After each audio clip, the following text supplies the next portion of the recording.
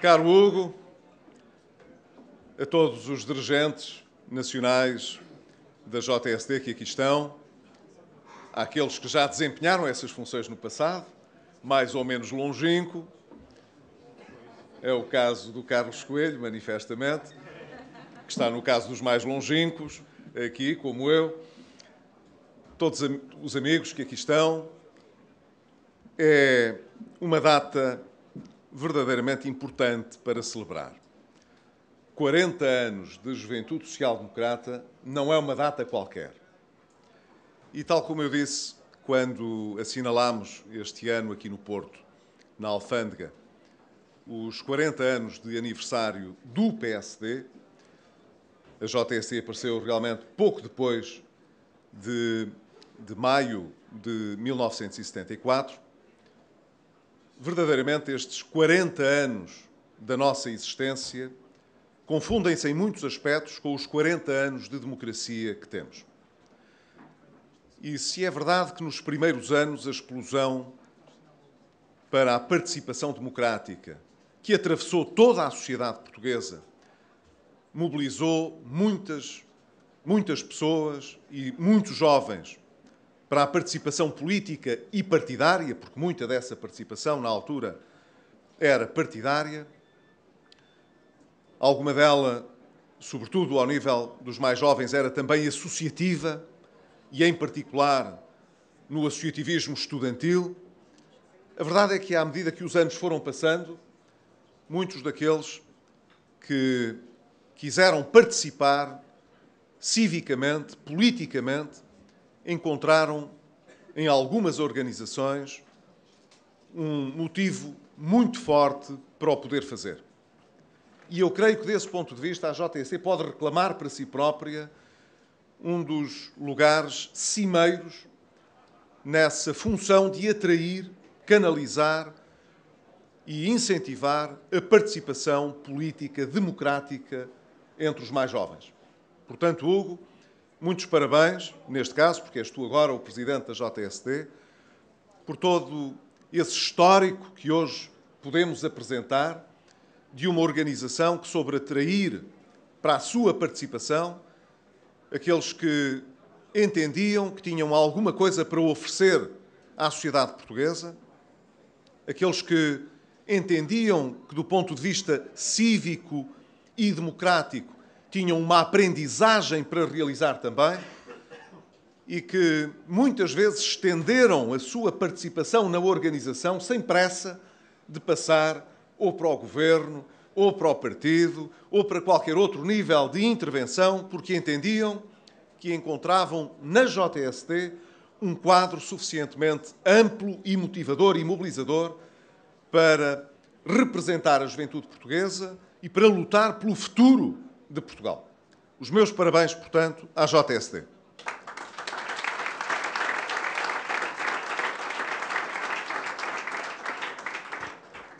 Mais ou menos por épocas em que o Pedro Pinto e o Carlos Coelho estiveram na liderança da JSD, era comum ouvir-se que o futuro havia de pertencer com certeza aos mais jovens e que, portanto, era preciso tratar do futuro, mas que, evidentemente, o futuro se começava a preparar nos dias de hoje.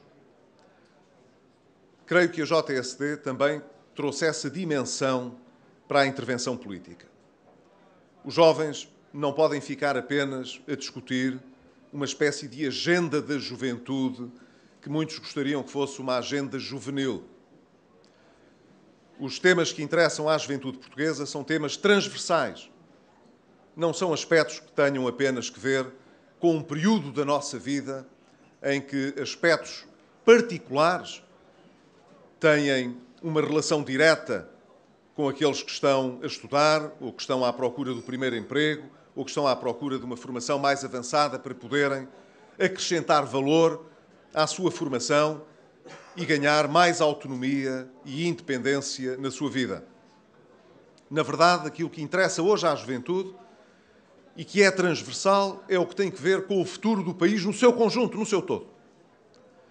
E durante muitos anos, aquilo a que se assistiu no nosso país foi a uma discussão muito canalizada para o curto prazo, para o médio prazo e muito pouco para o longo prazo. E essa foi a razão porque tantas vezes no longo prazo pagámos faturas muito elevadas por essa miopia política que é de estar sempre a olhar para o dia seguinte, para a semana a seguir, para o final do ano ou para o ano que vem a seguir. Creio que o que passámos nestes últimos 3 anos é bem uma ilustração que dispensávamos, se tivesse sido da nossa escolha, do que significa tornar o futuro não só dos jovens, mas de todos os portugueses, um futuro mais difícil do que poderia ter sido se não tivéssemos cometido tantos erros. Nós, felizmente, estamos agora a poder aprender com esses erros, sobretudo sabendo que não temos forma de os resolver artificialmente como no passado. O facto de estarmos na União Europeia, de pertencermos à zona do euro, de, portanto, termos de olhar para os nossos problemas de frente e não podermos utilizar, como no passado, políticas monetárias e cambiais para poder resolver os problemas da produtividade e da competitividade da nossa economia, sem o que não há emprego nem há riqueza, obrigou-nos, de alguma maneira, a olhar para as soluções reais e não artificiais e para a causa dos problemas. Estes 3 anos foram anos em que andámos a correr atrás do prejuízo sobre muitas coisas. Porque o déficit era grande, porque a dívida era grande, porque o desequilíbrio externo era grande e não havia dinheiro. E claro que quando as coisas se apresentam nestes termos, andamos sempre a correr atrás do prejuízo, de prejuízo que foi sendo gerado e acumulado durante muitos anos. Corrigimos muitos destes problemas nestes 3 anos. Mas o mais importante de tudo era que, atacando a causa dos problemas profundos, nós conseguíssemos, de uma vez por todas, iniciar um trabalho que nos permitisse ter uma sociedade verdadeiramente mais justa e democrática do que aquela que conseguimos construir em todos estes anos. Ora, muitas vezes, esse debate sobre o ataque à causa dos problemas foi dominado pela discussão das chamadas reformas estruturais, que são muito difíceis de explicar à generalidade das pessoas. É assim como um calão que habituamos o país a ouvir, mas que, na verdade, tem significado para um conjunto muito restrito de pessoas. Mas quando falamos da reforma da justiça, quando falamos da reforma administrativa, quando falamos da reforma que temos vindo a realizar na área da ciência, quando falamos da reforma na área da defesa, quando estamos a falar de reformas de políticas públicas importantes, como é o caso da educação ou da saúde, nessa altura as coisas já dizem mais alguma coisa às pessoas. Mas, no fundo, aquilo que nós queremos é que as estruturas económicas, políticas e sociais, como dizia Francisco Sá Carneiro, da sociedade portuguesa, possam mudar mesmo. Não é fazer de conta que mudam. Não é dar uma resposta nesta conjuntura a problemas que não são de conjuntura, que são problemas fundos que nós trazemos. Eu creio que nós estamos a fazer essas grandes reformas. Infelizmente, sempre que andamos demasiado ocupados a falar do déficit e da dívida, não nos permitiu que estas reformas fossem percepcionadas pelas pessoas como era preciso. Mas o país está verdadeiramente a mudar. E a mudar naquele sentido em que não pode voltar para trás. Porque há coisas que, quando nós conquistamos, já não as largamos.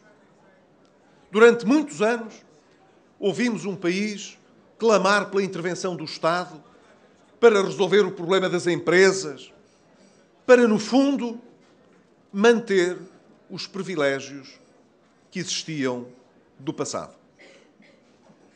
E nós estamos a conseguir, ao longo destes anos, mostrar que conseguimos fazer mesmo diferente. Se nós queremos que a democracia chegue à nossa economia e que haja verdadeiras oportunidades para todos, então não deveria contar ser filho de A ou de B quando se trata de bater à porta do banco para obter um empréstimo. Ou quando queremos ter maior proximidade ao poder para que os nossos negócios possam estar mais na preocupação de certas elites.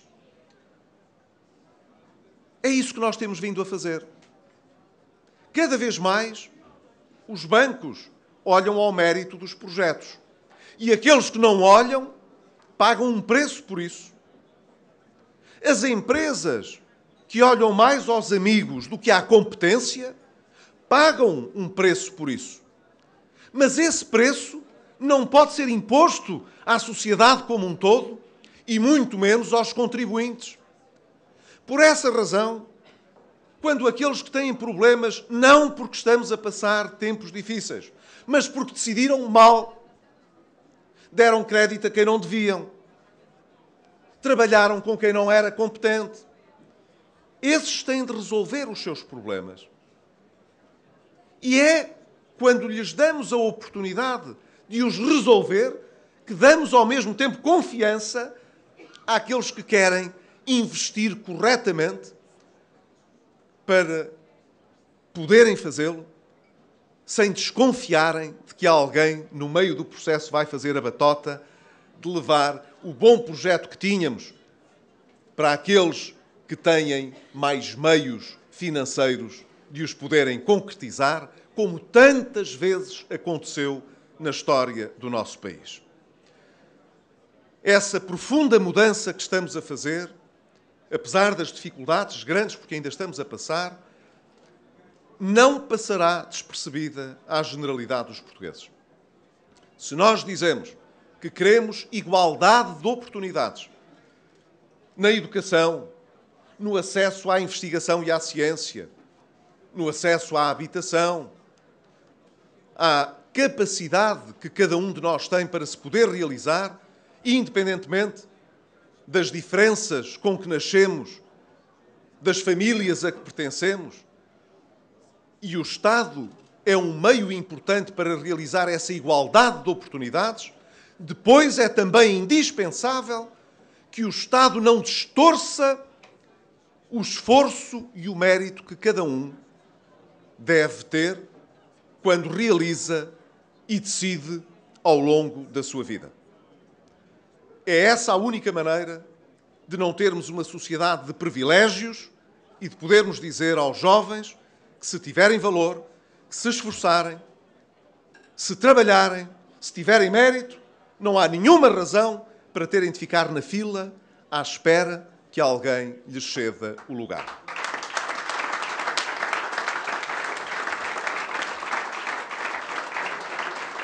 Sei que ao longo destes anos muitos jovens portugueses não têm conseguido encontrar em Portugal as condições necessárias para se poderem realizar. E eu creio que estamos cada vez mais próximos, como outras sociedades também que passaram por problemas muito graves, como foi o caso da Irlanda, como, apesar de tudo, tem sido o caso da Espanha, que não teve um programa de assistência económica e financeira como nós tivemos, mas que passou também por muitas dificuldades e tem ainda uma taxa de desemprego, em particular entre os jovens, muito elevada. Estes países, como Portugal, estão hoje mais próximos de poder oferecer aos seus jovens um quadro de futuro bastante mais mobilizador. Mas nós sabemos que, apesar destas dificuldades por que passamos, e que muitos jovens ainda sentem hoje, a sociedade que estamos a construir é uma sociedade que trará muito mais oportunidades para todos eles. E que precisa de um equilíbrio de responsabilidade intergeracional mais elevado do que aquele que existiu no passado. Na verdade, nós não queremos, nunca quisemos colocar gerações contra gerações.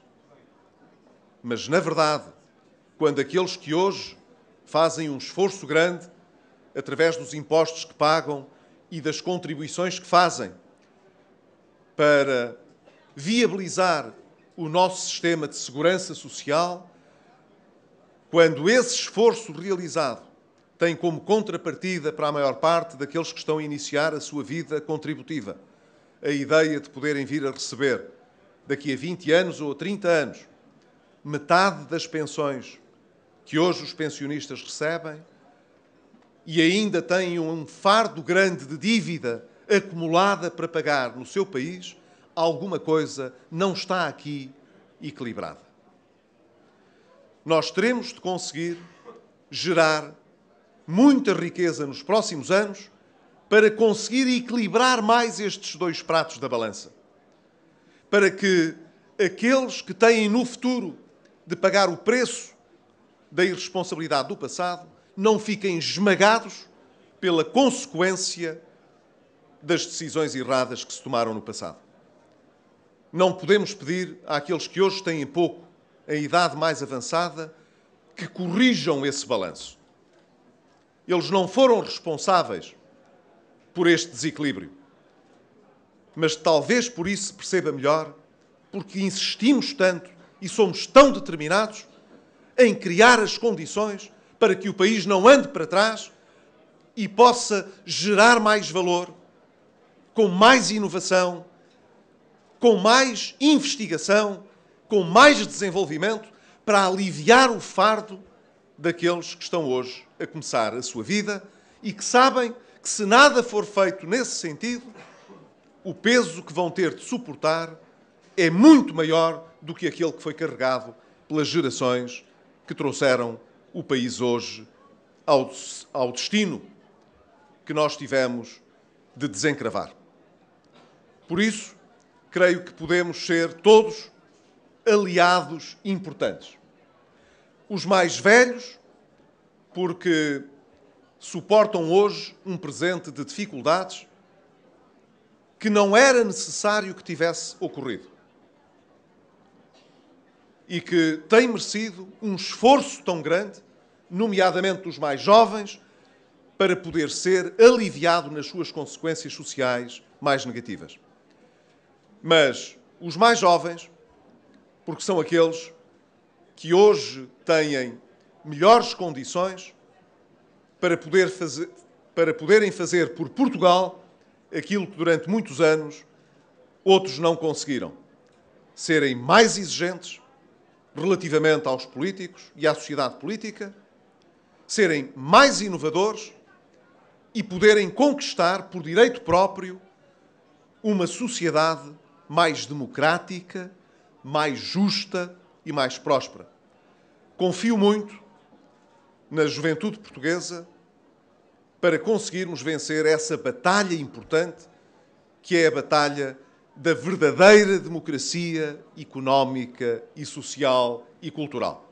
E tenho a certeza que o exemplo que a JSD tem dado vai continuar a ser muito inspirador para que outras organizações partidárias de juventude possam acompanhar a JSD nessa estratégia e para que a sociedade portuguesa sinta que vale a pena, quando a política é feita com nobreza, com desinteresse pessoal, mas um enorme interesse no destino coletivo, é sempre um gosto grande e uma honra grande podermos estar associados ao percurso daqueles que vão entregando a cada dia essa prova de que vale a pena não baixar os braços, de que vale a pena ser determinado, de que vale a pena ouvir os outros e de que vale a pena continuar a agitar as águas para podermos ter todos um futuro melhor. Parabéns à JSD, parabéns a todos por estes 40 anos fantásticos de atividade política, partidária, cívica e social. Um abraço a todos.